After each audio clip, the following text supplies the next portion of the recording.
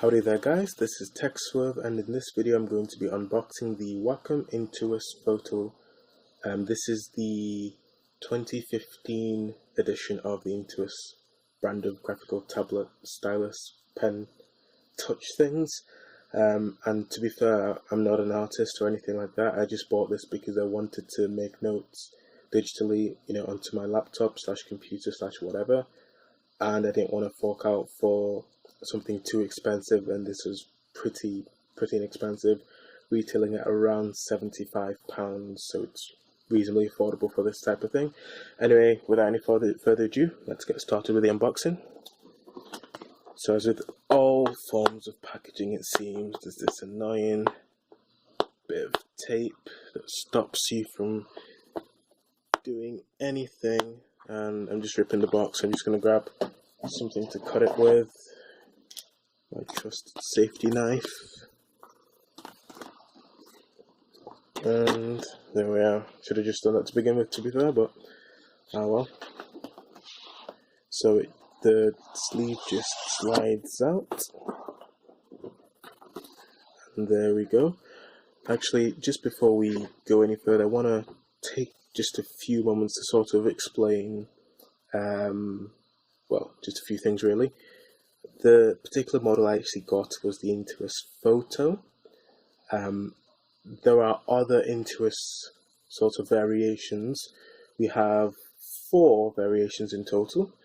The Intuos Draw, the Intuos Photo, which is what I have here, the Intuos Comic, and the Intuos Art. They're all very similar, the only difference really being, well, with the Draw model, which is much cheaper. I think it retails at around £50, £50–60, something like that. Anyway, cheaper than the rest anyway. The difference with that one is it doesn't sort of feature a touch, it doesn't feature touch controls basically, so you can't use it as a mouse pad. Whereas with the Art and the Photo and the Comic, you can use it as a touchpad as well as, writing, as well as drawing or writing or whatever. For me it'd be writing because I bought this to use for note making.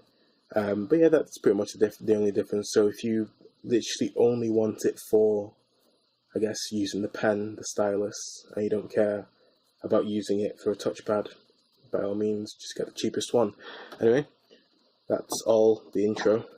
Got something away with. And if we lift up the lid, we have the Intuos itself already in a nice black colour. I actually played with the idea, this is the stylus here, I actually played with the idea of getting the, I think it was basically the version before this one, so I think it was the 2013 version, bearing in mind that Wacom released the Intuos, this particular Intuos range, I think every 2 years. But yeah, I did consider getting that one, but it basically, I didn't like that where you kind of see that this is black, it was silver, and the way that this tablet works is not the entirety of the screen can actually be used for touch. There are black dots, or rather there are dots to show the sort of the screen that is being captured by the device relative to the monitor or the screen that you're actually looking at. And those dots kind of blended in a bit too much with the actual main body color. Anyway, I'll put a link in the description, or just make an image pop up around here, and you'll see what I mean. You'll see why I went for this one. And despite all that, I actually did, I played around with the old one anyway, and I can honestly say that I am massively impressed with this one. The old one was much thicker. Unfortunately, I don't have it anymore because I was only borrowing it off someone, just to see if it's something I actually wanted to use. But honestly, the older one was, noticeably bigger. It was small, the small version as well. This is the small version of the Intuos. You can get medium. You can get larger versions if you wanna, I guess, if you are an artist and you want to draw and stuff, it'll probably be better for you to get a larger version. It means less effort in terms of screen traveling and stuff. But anyway, this is the device here, and the stylus is just tucked away neatly. We have USB cable, put that to one side, and I believe this will probably be the instruction manual / driver's CD / DVD thing. And I guessed correctly, it seems.